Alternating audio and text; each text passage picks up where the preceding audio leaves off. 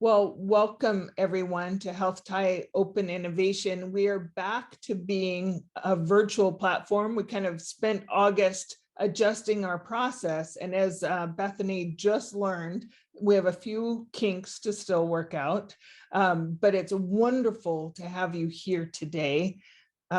Bethany, I will introduce you in just a moment, but before I do, I just want to welcome our audience. Health Tie is a healthcare innovation hub. We're basically connecting change makers to Alaskan organizations and just trying to improve healthcare throughout the state. And we do that in a variety of different ways. We connect with organizations like Hospice of Anchorage, who are presenting today. And we also work with Alaskan innovators at any stage in their process.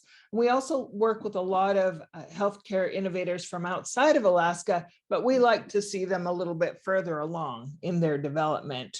So what I'd like to do before we really kick things off is say thank you to the Dena'ina people. We're on the lands of the Dena'ina, and I'd just like to acknowledge their care and traditional stewardship of these lands. We thank them for their past, their present, and their future care, and we join them in caring for this beautiful and special place. Bethany, it's been an absolute joy to be connected to you.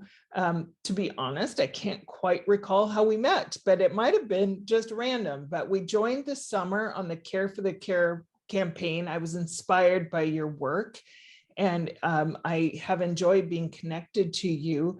Thank you for joining us. I know you are a licensed social care worker at the Hospice of Anchorage and have had a lot of experience in trying to help some of the most needy people in our community. So I'm going to hand this over to you, and thank you very much for being here today.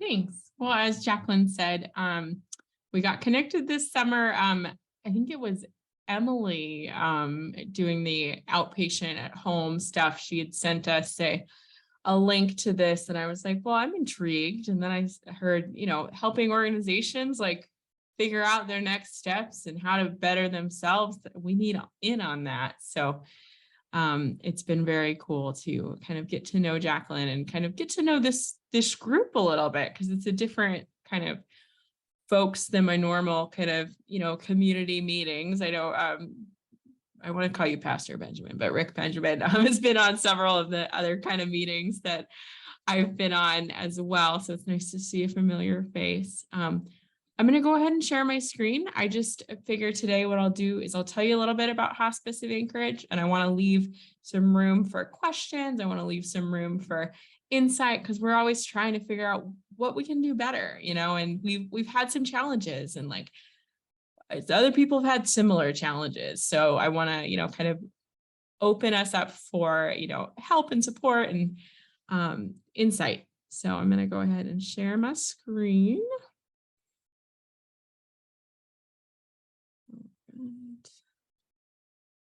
Here we go. I'm going to make it a little bit better. There we go. Okay, so Hospice of Anchorage. We are a volunteer hospice who works with anyone with a life-limiting illness here in the Anchorage municipality. So we are, our mission is to help individuals and families prepare for and live well with serious life-limiting illness, dying, and grief. We break that down a little bit. For our purpose is to increase connectedness and decrease suffering. As many of you know who are familiar with or who work in the aging field here in Alaska, it is expanding rapidly, and sometimes the resources feel like they are dwindling at just as rapid a pace. And the medical system is just grown, and it continues to be sometimes a very difficult place for people to navigate. And so really, we try to fill a gap in our community for people who don't fit into other, programs and systems, but absolutely need help and support at home. So first, I want to talk just a little bit about a volunteer hospice versus a Medicare hospice. What is the difference?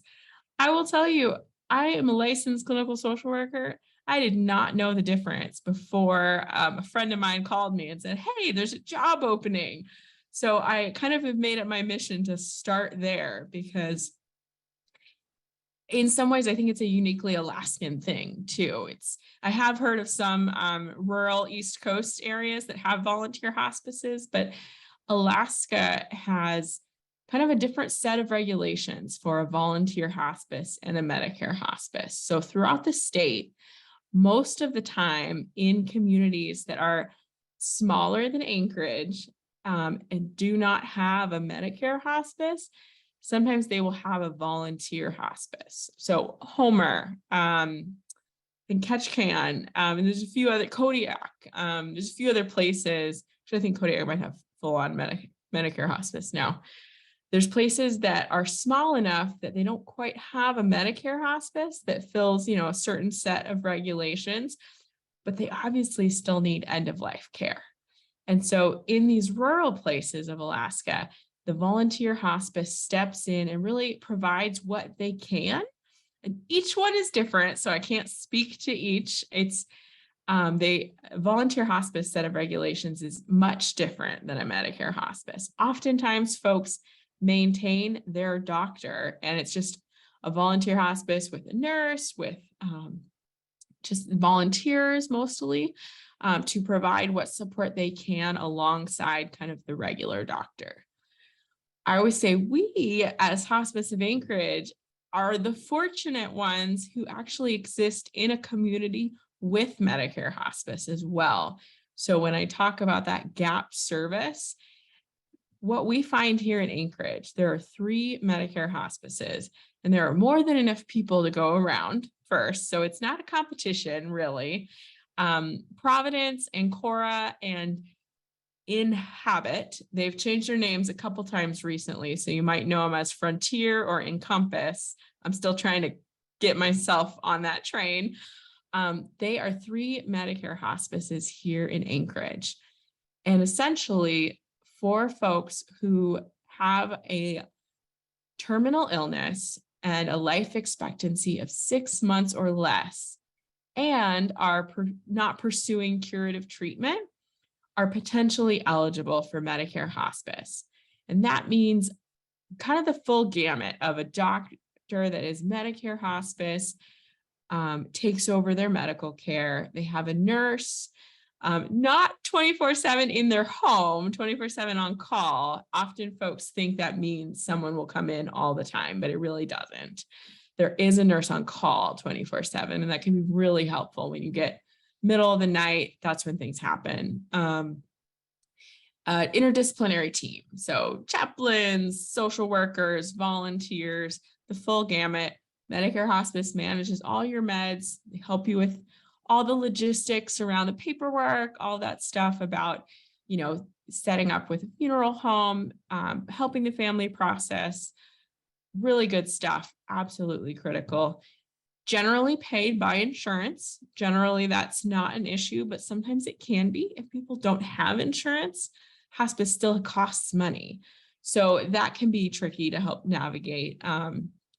So where we come in as a volunteer hospice is someone with some kind of life-limiting illness, but probably has more than 6 months left to live.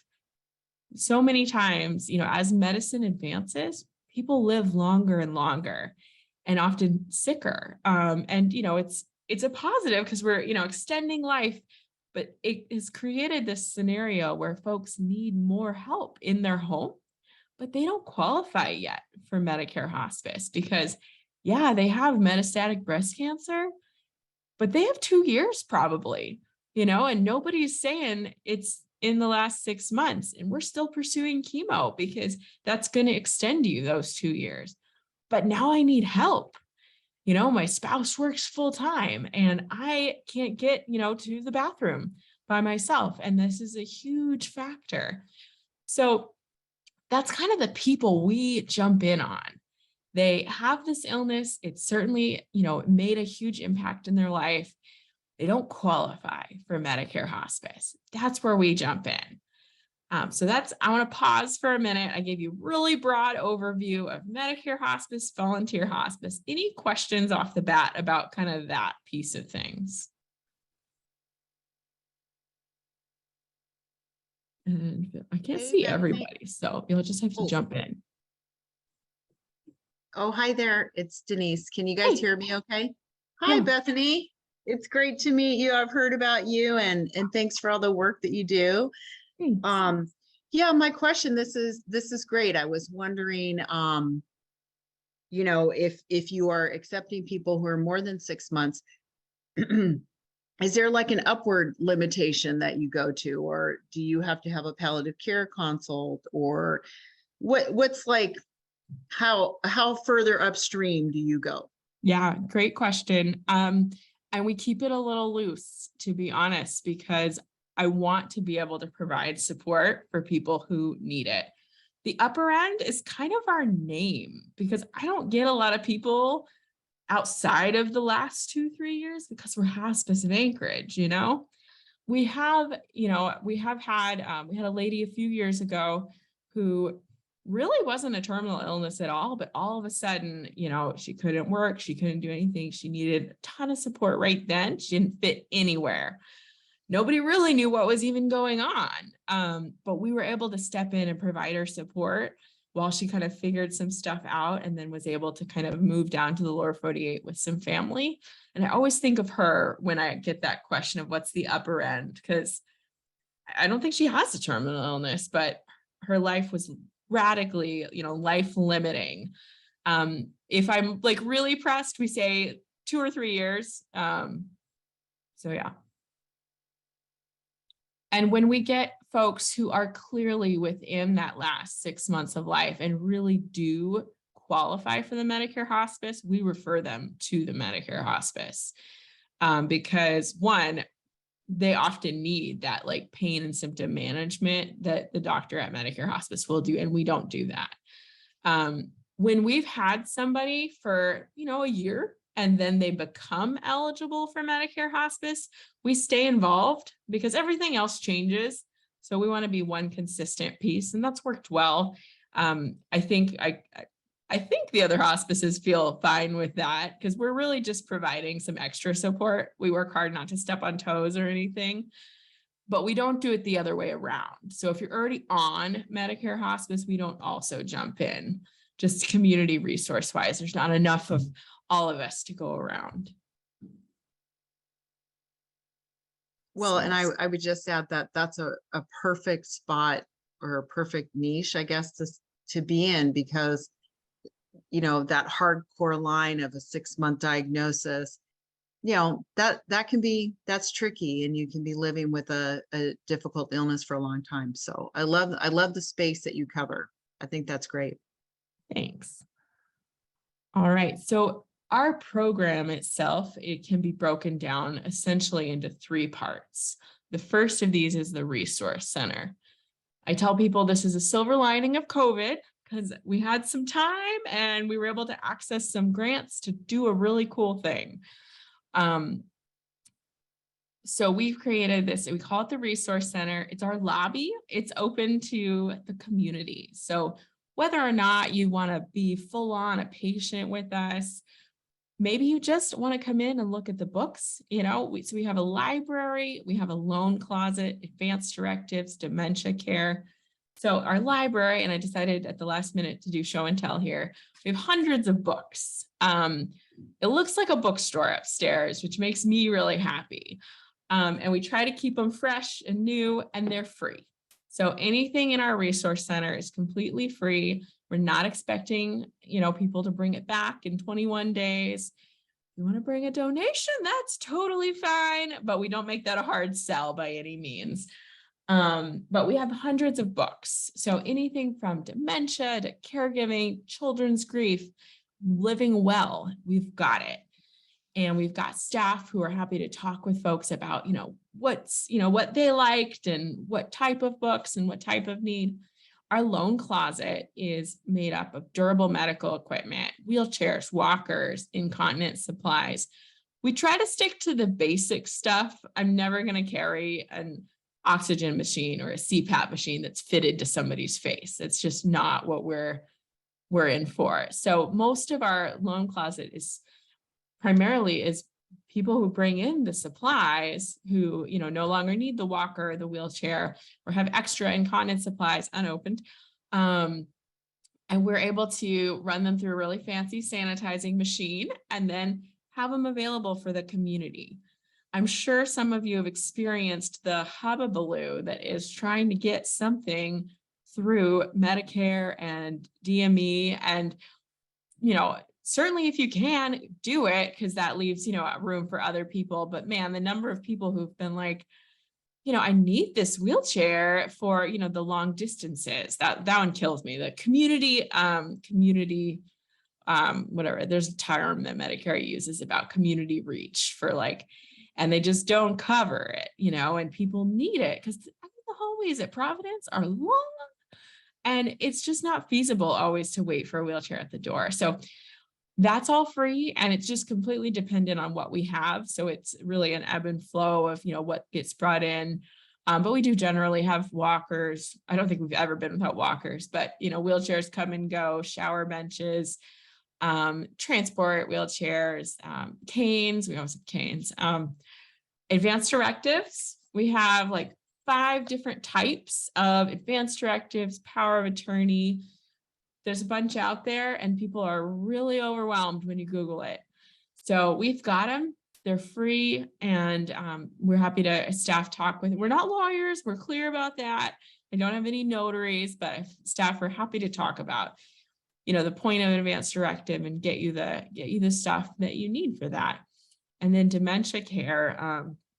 We have a whole section specifically. We call it dementia care, but you walk in our doors and say, I'm struggling with feeling isolated, feeling lonely. I'm going to bring you over to that section because we have robotic pets, and I won't turn it on because I will lose all of you, but he barks and, moves his head, and it's just, there's a lot of research around robotic pets with dementia.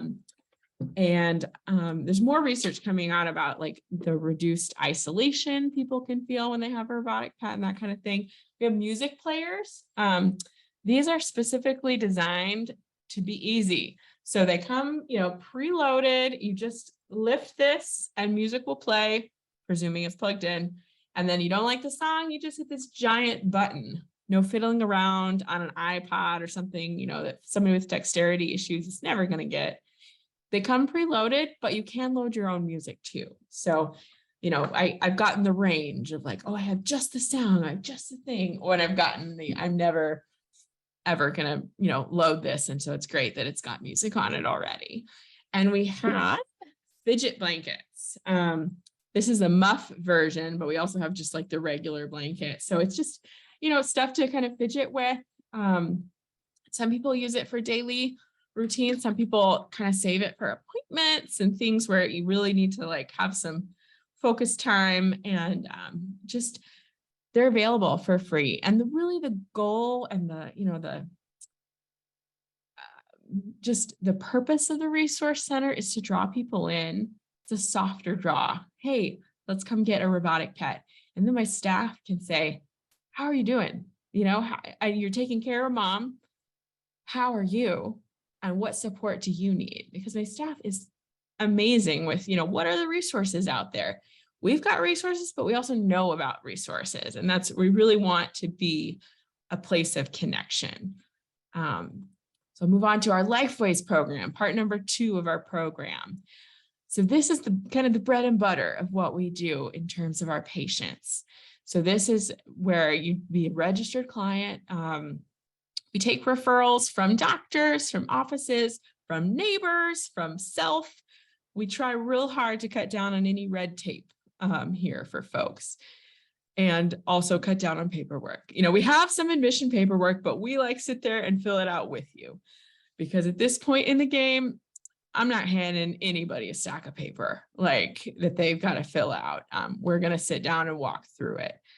So essentially what we do is take someone with a life-limiting illness who wants support. We provide them with a nurse educator, a social work, counseling kind of person that really looks at the clinical side of things, but also the resource community side of how do we get you what you need?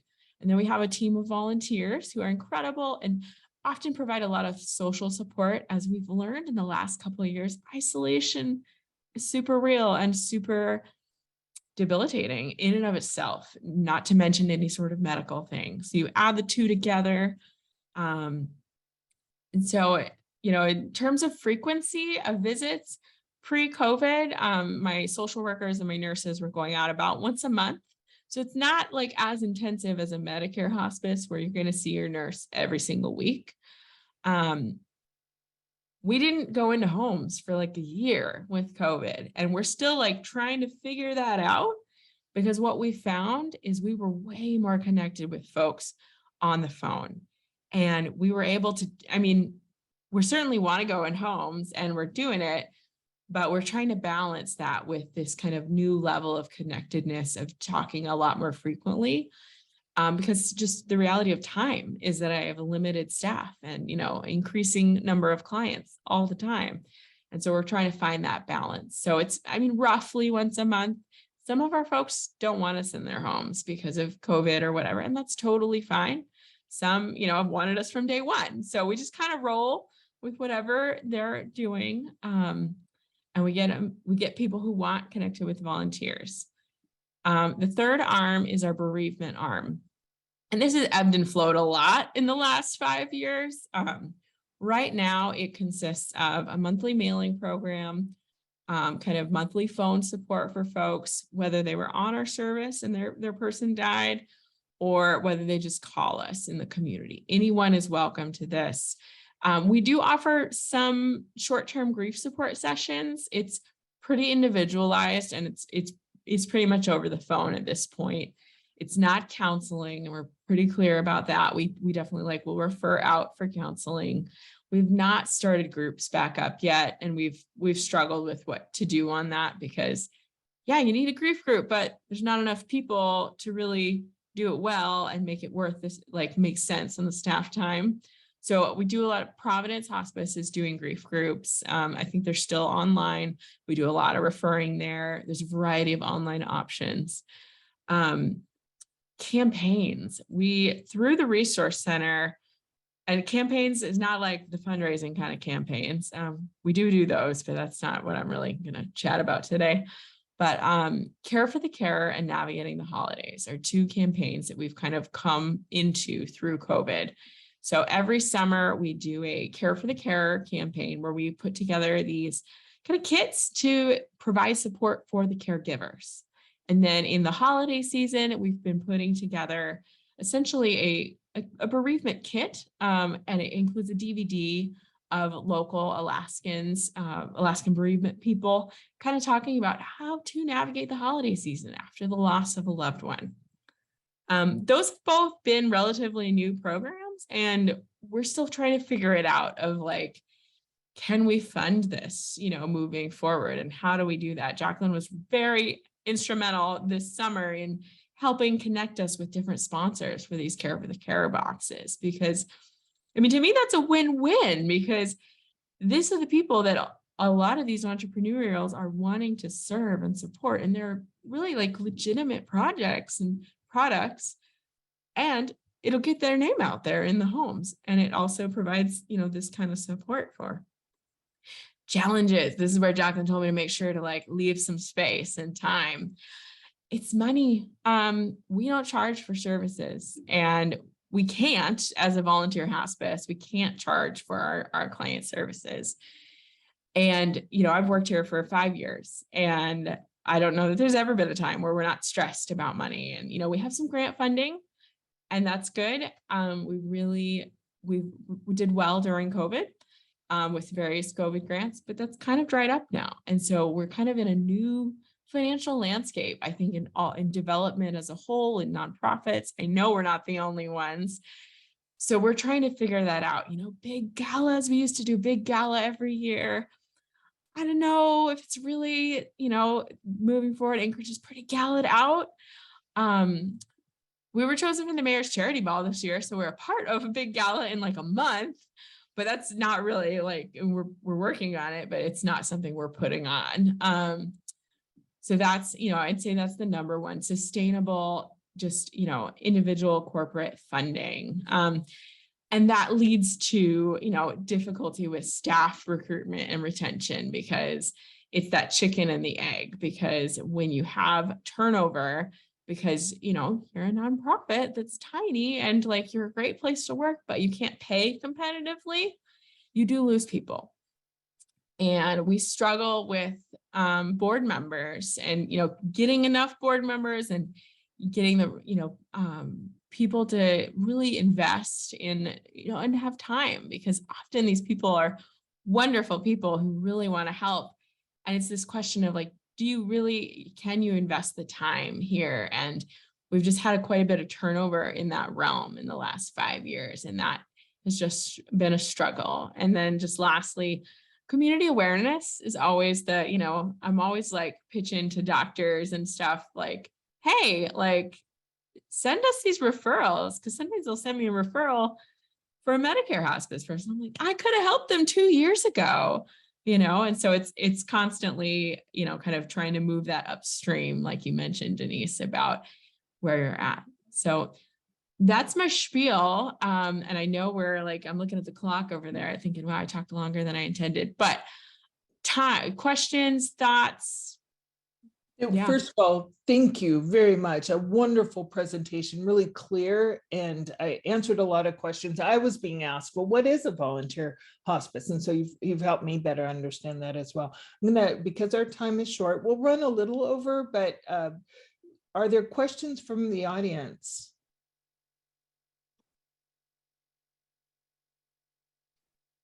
Oh, I see a question in the chat from you, Jacqueline. So feedback have we gotten on the care boxes? I would say we've gotten pretty positive feedback overall. It's the second year doing it. The first year we had, I think, better success in getting people to come to the office to pick up the boxes. This year has been a bit of a struggle in that realm. More of it has been us bringing boxes out to agencies, which still gets to the people. But then they don't get to see my cool resource center and get, that extra support that I want them to. So I've been like, well, some of that was just internally staffing. We didn't have the capacity this summer to really do a whole lot of PR around it. Our biggest referral source, I would say palliative care is, there's a team at Providence. And part of it is like, I worked at Providence before, and so I know that team pretty well, and they already referred. So we've worked real hard to like massage that relationship. And they've worked with the same people we do. Like pretty much anybody they're seeing, we could see, and the other way around. And they really focus on the medical, and we really focus on everything else. So it's kind of a beautiful thing. Secondarily to them, I would say just community members, because you type in Anchorage Hospice and that's our name legally. So you get us. And so we do a lot of like, if it's Medicare hospice, kind of refer it out, but just people who, call and need support. And now you've got a little bit of a chicken egg problem, I understand. Just you want people to know more about what you're doing. On the other hand, you really stretch thin as far as capacity and things like that. So what are your thoughts about that right now? Like, what are some ways to both meet the need that's clearly in the community, but also not overwhelm your organization? Great question, because I always say, our funding doesn't go up with our census. And when I started in 2017, we were running 23, 24 patients on average. And now we're running, between 35 and 38 on average. But we haven't grown a whole lot staffing wise. And it's like we're maxed, in terms of like, we are actually currently not taking new referrals because of that, which hurts me to say and admit, but we have to provide solid care. So in terms of, what to do about that, I mean, it's got to be like a solid fundraising, development, growth plan that's sustainable. We've had a lot of transition in the last 5 years in executive director role specifically. And so we really need some solidity there to really kind of further develop community relationships and fundraising. And I mean, that's straight from the board. That's not me like posturing up. That's, that the board's goal here is like, we got to figure this out because clearly the need is there. And it's just, we can't keep growing clinically if we can't support that financially. I would love to dive more into this. I know we're wrapping up our time together. I do want to say, one of Health Tie's biggest abilities is to make connections. So we have Denise Hendrickson on today, and she's just starting a new nonprofit called the Alaska End of Life Alliance. And I wonder if there isn't some way for some collaboration that would see a way forward for some of the work together. So I'm just going to open it up. Thank you, Bethany, very much. We have time for one last question, and then I will bid you all a thank you and everything. So one last question from anyone? Bethany, pediatric patients. You said peds at one point, but do you take kids? We do. We don't have any on service right now. When I started here, that was a pretty big thing because no hospice in town other than us took kids. So none of the Medicare hospices could take anyone under 18. That has changed, and we are all celebrating that because that was tough because we couldn't provide really for the need. We were doing our best and we were certainly doing good work, but Providence Hospice now does take kids as a service, and that is great. We will certainly take a kid on. We haven't even had that come up lately though, because the rules around pediatric hospice are a little different and it's a little bit like broader. So my niche isn't really as much of a need in the peds world. And I did I'll real quick answer a question I got in private chat about spiritual care. It's a great question. And ideally we have, a volunteer chaplain or someone. I'm ordained with the Assemblies of God, so I've kind of filled that role, but it's capacity wise, not so much. I mean, it's there, but we haven't pushed it. And I want to push it. Like clearly the need is there. And it's a tricky one for a volunteer role because, I know a lot of pastors, but I don't know as many chaplains, and there is a difference. And it can be a struggle for someone. I mean, I've struggled with that as being a trained pastor. I'm not a trained chaplain, and there are pretty big differences that are a little hard for me to get through. And so, when I think about my network of pastors, I'm like, could you do that really? I don't know. But that's a big area of need. And so it's always something we're looking. So if anybody knows anybody. And I mean, down the road, 5-10 years down the road, when let's say we have, more solid funding and that sort of thing, that would be a great staff member. Awesome. Well, I'm just going to say there's clearly more conversation that could happen. Now that's opened a whole new thing that I'd love to question about. But I think that it's important that we be mindful of people's time. So Pastor Benjamin, thank you so much for coming. We sometimes do introductions. We didn't do that today. You are so welcome to our community. Thank you for coming today. And thanks. You're very welcome. And Bethany, thank you so much for presenting. This was wonderful. And I can make a connection between Denise and Bethany after this call. And if anybody else would like to reach out to Hospice of Anchorage, please reach out to me. And thank you, Bethany. I look forward to staying connected. So thank you all for coming. Okay, we'll see Thanks, you. everybody. Thank Good job, you. Bethany. Nicely done. We'll see you in a couple weeks. Okay, thanks. Alan, thanks for coming today. That was a little different from what we typically do. Only in that I usually work with entrepreneurs. So, but I've tried to work. Great. Oh, thanks. Well, yeah, it's awesome. She's wonderful. And I like to be mindful that creative innovators are come in all spaces. 100%. Yeah. And I mean, obviously, I just went through that experience with my mother here in the spring, of course, in a different state. So it was interesting. And my mother suffered from dementia. So listening to what they were saying about the pillows and the robotic pets and things. That was really cool. And I wish that I'd known about those things a year ago or 2 years ago. So it's really good. You know, I like the hospice organization, and you know, I'd be happy to help. Okay, well, awesome. Well, I'd love to, I'm just thrilled that you're here today. I'm a little bit sad because I think with my change in process, I hope I didn't confuse people. Normally we have, well, we don't have tons of people, but you know, 10, 12.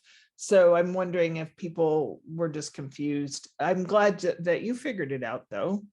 Was it hard for you? Like or Well, maybe so my calendar invitation had a Google Meet link in it. So I clicked on that and I was like, well, there's nothing here. And so I went back and I looked into LinkedIn, and I found the Zoom link. Okay, so I screwed something up. Man, I have to tell you, you have to know so much in order to get these things right. That's why I put it off for literally years. I'm like, if I mess with this, it's gonna be ugly. Darn it. Okay. Well, I'll get some emails, that's for sure, and I'll try to figure out what happened. So thank you so much. No worries. It's good to see you, and we should get together again soon. I would love that. And your work is going well, is it? Love it. Going great. Okay, good. I would love to connect with you again. So, okay, thanks for coming. Take care, Jacqueline. Nice. Thanks for inviting me. Sure. Thank you.